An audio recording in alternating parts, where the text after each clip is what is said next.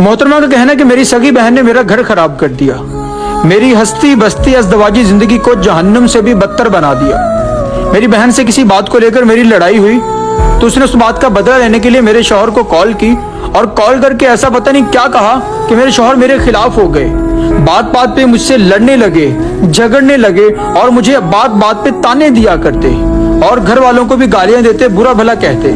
मैं समझ नहीं पा रही थी कि ऐसा क्या हो गया है कि मेरी जिंदगी में ये सब कुछ बदलाव आ गया है। और कुछ वक्त के बाद मेरी सास भी मेरे साथ बुरा सलूक करने लगी, वो भी मुझे गालियां देती और वो भी मुझे यहाँ तक के मारना शुरू कर दिया उसने भी। और मेरी जिंदगी इस तरह हंसती बसती जिंदगी जहन्नुम से भी बदतर हो गई। और कुछ वक्त गुजरने के बाद फिर अचानक से ऐसा हुआ कि मेरे शौहर मेरे साथ ठीक हो गए और उसके बाद मेरे साथ बहुत प्यार से रहने लगे, कभी फिर बदतमीजी नहीं की। वैसे ही मेरी जिंदगी में सुकून हो गया। और एक दिन अचानक से कहने लगे कि मुझे पता है कि अम्मी तुम्हें बहुत तंग करती हैं, बहुत बुरा भला कहती हैं, सो हम यहाँ से बहुत दूर चले जाएंगे और अपना अलग से घर बसाएंगे और हम वहाँ पे खुश रहेंगे। और मैं जैसे कि वो सब कुछ दुख भूल गई कि अब शायद जिंदगी में सुकून वापस आ जाएगा।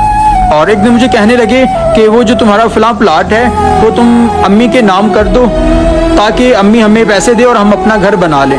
और उस वक्त मेरी भी समझ में नहीं आई क्योंकि मैं मोहब्बत में बह चुकी थी अपने शौहर की, और मुझे भी बात समझ में नहीं आई कि वो प्लाट सेल क्यों करना है, बेचना क्यों है, या इसके नाम क्यों करना है, हम उसी में जाके रह लें। कुछ वक्त गुजरा तो वो मैंने प्लाट उसकी अम्मी के नाम कर, प्लाट नाम करने के अगले ही दिन फिर से वैसी ही जिंदगी शुरू हो गई। और अब की जो जिंदगी थी ये पहले वाली जिंदगी से बहुत ज्यादा बदतर थी। और इस दफा तो वो सब किया कि जो कभी नहीं हुआ था।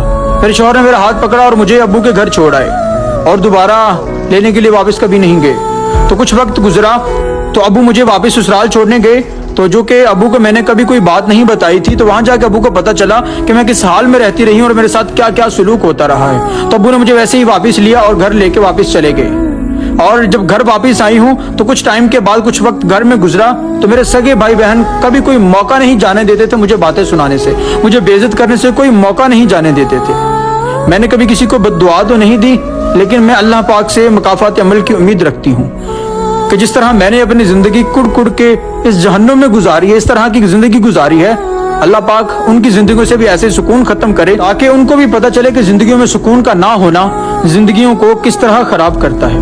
और मैं आप सबसे एक ही बात कहूंगी कि अल्लाह पाक के बाद सिर्फ माँ बाप ही अपनी औलाद के लिए मुखलिस होते हैं, वरना सगे बहन भाई वक्त आने पर जो आप पे जान छिड़कते हैं वही आपके खिलाफ ऐसे खड़े हो जाते हैं कि इनमें अपनायत दूर दूर तक नजर नहीं आती।